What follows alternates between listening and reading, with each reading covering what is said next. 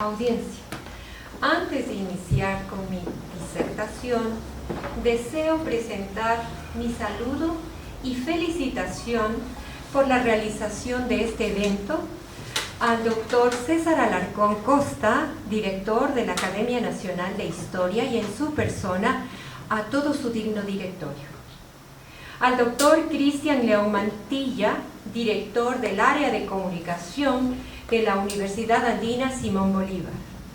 Al doctor Mateo Manfredi, director del área de historia de la Universidad Andina Simón Bolívar.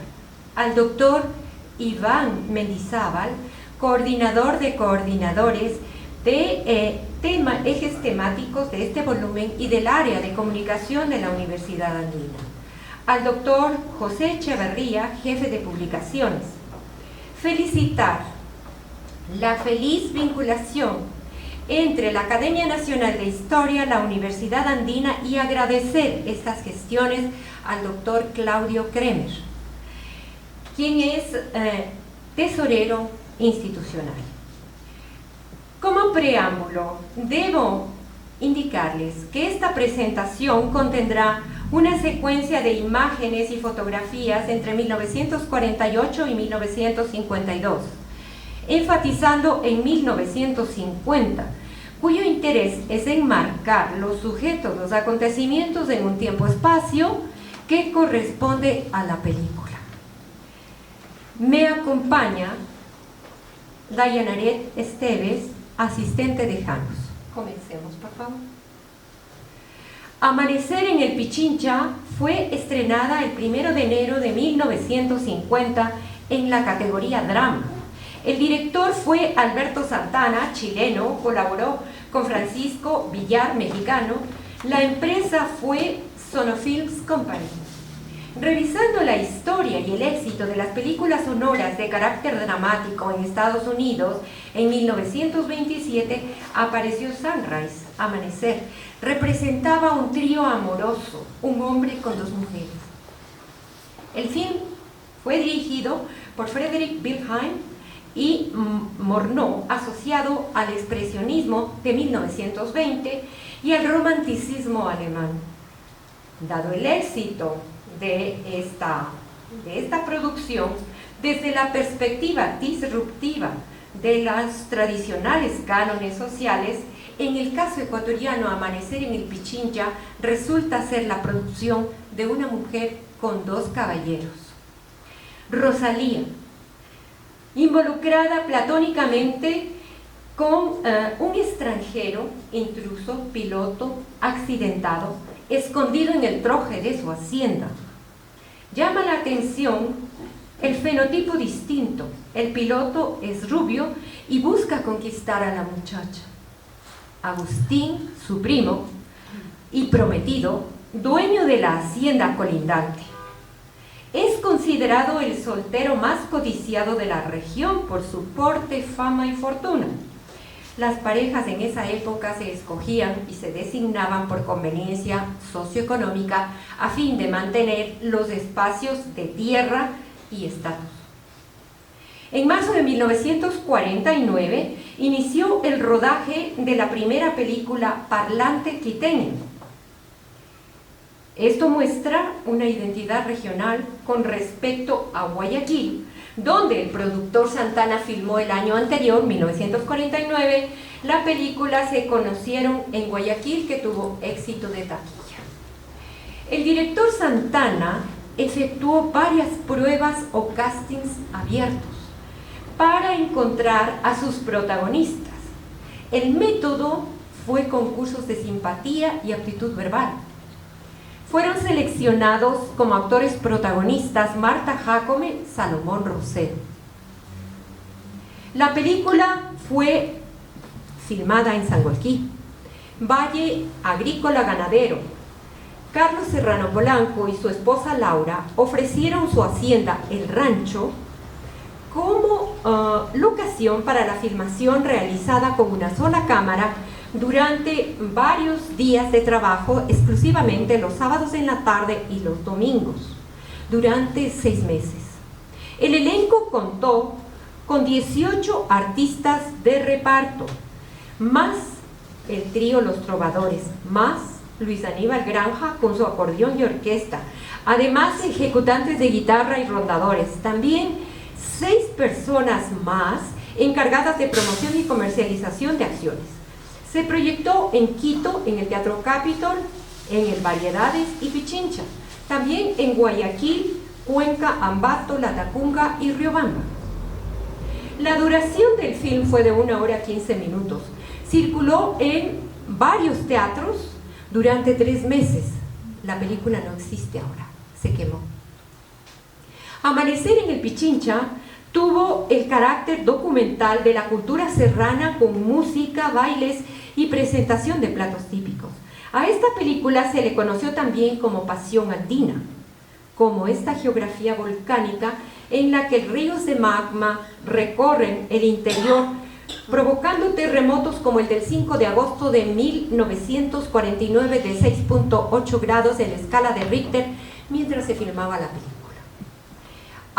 Se acabó con las ciudades de Ambato, Pelileo y fue grave para las provincias de Cotopaxi y Chimborazo. En el entorno global, después de la Primera Guerra Mundial, se produjo la Gran Depresión, que devino en la Segunda Guerra Mundial y la reestructuración del planeta en la Guerra Fría. Estados Unidos se convirtió en superpotencia. Su economía creció velozmente, con salarios elevados y prosperidad generalizada. Entre 1945 y 1953, el presidente Harry Truman avanzó en derechos civiles y protegió muchos de los logros del New Deal. Fue la época también del keynesianismo. En Ecuador, entre 1924 y 1947, gobernaron 27 jefes de Estado. A partir de 1948, una década de estabilidad y prosperidad se empieza a gestar con el gobierno de Galo Plaza y Abel Gilbert, auspiciados por el Movimiento Cívico Democrático Nacional. En Ecuador, en 1950, el mayor porcentaje de población eran indios, negros, mestizos, pobres, todos carentes de derechos civiles y de voto. La oratoria de Plaza y su visión era liberal, asociada a Estados Unidos para lograr el crecimiento económico y mejorar las condiciones de vida de la población. Solicitó ayuda a las misiones científico-técnicas como la CEPAL, la FAO, la OIT, el Banco Mundial, la ONU. ¿Cuál era el lema de Plaza? Prosperidad, justicia social y libertad. Dijo: así se frenaría el comunismo, la más grande amenaza de nuestra forma de vida. La planificación estatal dio inicio con el primer censo nacional el 29 de noviembre de 1950. Mediante mapeo territorial se diseñó nuevas rutas de ferrocarril y carreteras para impulsar el turismo y obtener divisas. Al finalizar la Segunda Guerra Mundial, la exportación de textiles y casimires concluyó. Plaza entonces proporcionó las artesanías y la cultura de los pueblos indígenas como atractivo para los visitantes estadounidenses. Envió una misión cultural a los Estados Unidos, tuvo propósito de promover el turismo y buscar mercados para sus artesanías. Su delegada fue Rosa Lema. Se convirtió en intermediaria y traductora cultural para convertir Ecuador en un destino turístico atractivo, deseable para el público del norte. El censo permitió también advertir la distribución poblacional tras la pérdida territorial y humana en el conflicto con el Perú y la necesidad de ampliar la comunidad política del país para su defensa, incluyendo a los pueblos originarios. Así, comillas, los indígenas y una parte de las élites blanco-mestizas imaginaron su integración a través de la ciudadanía política y también como productores para la comercialización, fin de las comillas. Tras la hegemonía de Estados Unidos apareció el sueño americano, que fue un eslogan para atraer mano de obra y a la par aculturar a los países de América Latina. Nora Vázquez señaló lo siguiente: el sueño americano es un espejismo, un mito que exportaba al mundo a través del cine, la música, la televisión, creando una imagen idealizada de la sociedad norteamericana, un paraíso de oportunidades donde cualquiera podría triunfar. Durante el gobierno de Plaza hubo inversión social en educación con campañas de alfabetización, de vacunación y de erradicación de enfermedades contagiosas. Ecuador ingresó al capitalismo agroexportador y se integró a los mercados internacionales. Acosta señala que la estructura agraria de exportación se recrea dependiendo de las diversas coyunturas de auge o crisis internacionales. Así se intensificó también el proceso de urbanización y compra de maquinaria, asociado al endeudamiento en divisas. Ecuador inició el modelo desarrollista basado en la industrialización por sustitución de importaciones, a través de la Comisión Económica CEPAL, dirigida por los Estados Unidos. Ecuador creó escuelas técnicas para la producción agropecuaria.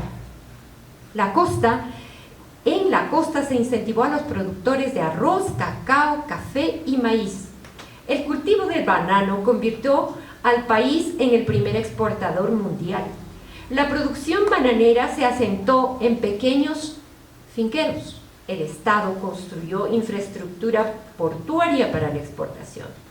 La posguerra se centró en la educación técnica y especializada. La Universidad Central contó con el apoyo de Estados Unidos para organizar nuevas carreras, laboratorios y envío docentes. A nivel medio se estableció educación bilingüe, español-inglés, a través del Colegio Americano de Quito.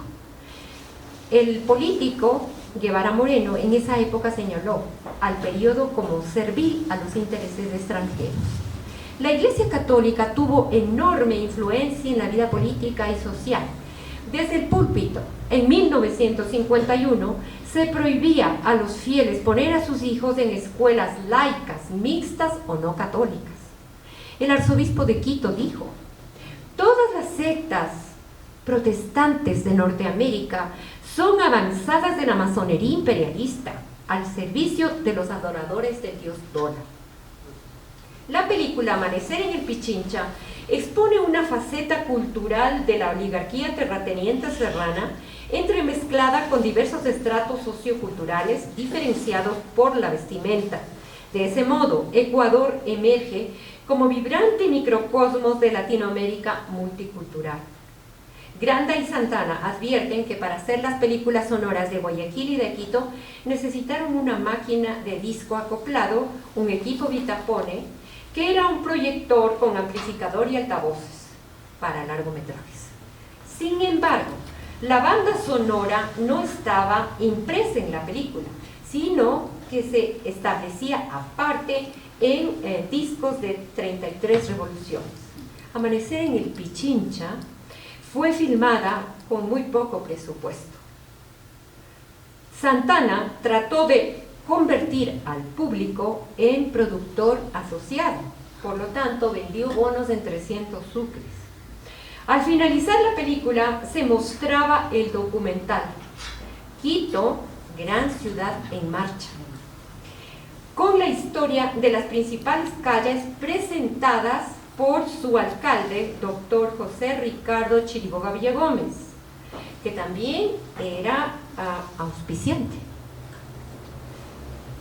Amanecer en el Pichincha se inserta en el marco de la industrialización y los primeros emprendimientos, como la misma empresa Ecuador Sonofilm, primero radicada en Guayaquil, luego en Quito, y los auspiciantes de los afiches y carteles de diversas empresas eran nacientes empresarios, como Orangines, distribuidores, también distribuidores de carros, Willys y Dodge, de automóviles y camiones, la ferretería Max Müller, el Instituto Profesional de Moñate, etcétera, que se ven. En México, En 1950 se realizaron films de promoción turística. Estos productos eran auspiciados por el gobierno de turno. Ecuador careció de apoyo gubernamental. Eva Murillo, quien hacía el papel de dama de compañía, comentó que nunca recibieron ningún sueldo. Al contrario, ellos más bien compraron acciones y cada una valía 300 sucres. Además, imprimieron hojas de propaganda para distribuirlas entre amigos y parientes y de esa manera solventar el film.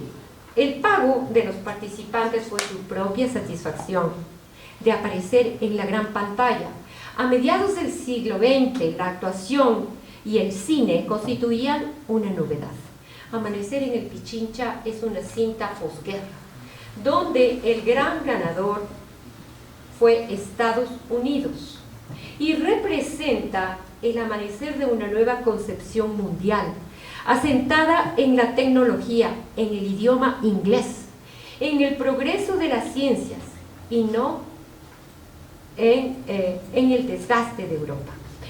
Entonces Francia, cuya lengua fue utilizada para la diplomacia y las ciencias, simbólicamente está decaída. Y simbólicamente, a través de la película, se denota el ocaso europeo a través del accidente del aviador francés. Cabe preguntarse, ¿qué prejuicios subyacen en la sociedad de mediados del siglo XX? ¿Cómo se percibía a la mujer en el contexto social de Ecuador y de Estados Unidos? La década de 1950 estaba marcada por el énfasis de los roles de género. La actividad femenina era idealizada y valorada en el hogar, el matrimonio o la maternidad. Las mujeres dependían económicamente de sus maridos. Ecuador, de las clases medias y altas, centraba su ideal de vida en los Estados Unidos, al que quería imitar en sus costumbres y valores. La posguerra incentivó el matrimonio. La película trae interrogantes acerca de la situación de las mujeres a mediados del siglo XX. En el reparto de Amanecer en el Pichincha hay balance de género: 9 mujeres y 9 hombres. Las artistas son nombradas en primer término en la marquesina. Hablar de Rosalía, Marta Elvira Jácome, la protagonista, como persona, tras la proyección de la película, fue acosada en las calles con expresiones como: ¿hoy amaneciste en el Pichincha? ¿Amaneciste en la 24? ¿Amaneciste en la Guaragua? ¿Con quién amaneciste? Entonces, Marta debió autoexiliarse a los Estados Unidos. El estereotipo generalizado de mujeres que iban a la universidad era no obtener precisamente el título, sino el título de señora. Un marido era más importante para una mujer joven que un título universitario. Es interesante señalar que durante las guerras algunas mujeres tuvieron papeles protagónicos en la política y en el mundo laboral. En las posguerras fueron absorbidas por la esfera privada la sumisión al varón y el retorno a lo doméstico. Cabe relevarse que el voto femenino en Ecuador fue ejercido por la doctora Matilde Hidalgo. En junio de 1924, Ecuador fue pionero frente a Argentina en 1947, Chile en 1949, Colombia en 1954, Perú en 1955, España en 1933 y Francia en 1945. Las mujeres ecuatorianas establecen una construcción mental y social de género a partir de las influencias internacionales de algunas pioneras, como las sufragistas inglesas, Catherine McCormick, la activista norteamericana Eleanor Roosevelt, defensora de la igualdad de género y promotora de la Carta de los Derechos Humanos aprobada por la ONU en 1948. En Francia, en 1949, Simone de Beauvoir resaltó la importancia de la mujer en la vida pública. Señaló: una mujer libre, justo, es lo contrario de una mujer fácil. La participación de las mujeres en la película Amanecer en el Pichincha refleja un cambio de paradigma en la sociedad ecuatoriana. La protagonista, Marta Elvira Jacome, Rosalía, mi tía, dio un gran paso hacia el ser sujeto. Salomón Rosero actuó como su primo, don Agustín, mi padre. Todos los varones participantes adquirieron fama y prestigio para sus trabajos artísticos. La promoción dejó huella. Sonofilm estableció presencia artística en Latinoamérica. Ecuador aparece en el marco de un nuevo orden mundial asociado a los Estados Unidos. Los pasajes de serranía insuflan esperanza de mejores días de paz tras la guerra y el anhelo de visitar lo exótico. Cabe señalar que Europa estaba deprimida y en proceso de reconstrucción. Vale señalar que la construcción del texto consideró los siguientes aspectos: la historicidad en la historia, las imágenes en los imaginarios, las historias de la historia, el entorno histórico, social, memorias vívidas e identidad cultural. Muchas gracias por escucharme.